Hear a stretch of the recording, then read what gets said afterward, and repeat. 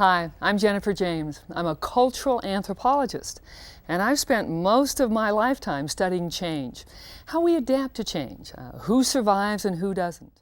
Skill 2 is the ability to see the future.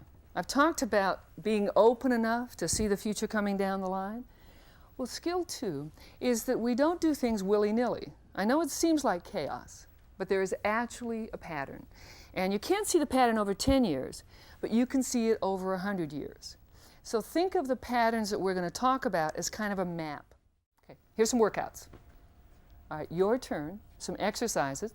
Just got 3 of them. And the first one is pretty basic. Just the ability to trace the timeline.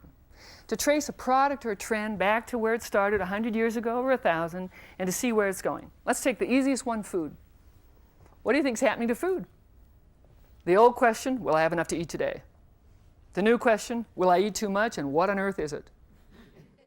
Let's talk about mastering new forms of intelligence. And we can only take a bit of this, but how do we literally use our brain differently, which is extended beyond our culture? We can't wait for the news stories to become mainstream.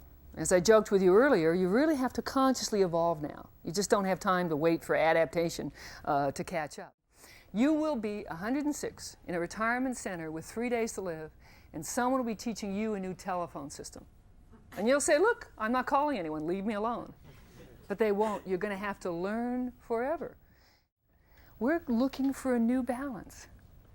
There's far more reason for optimism as we look to this new horizon than there is for pessimism, as long as you can kind of stretch that brain.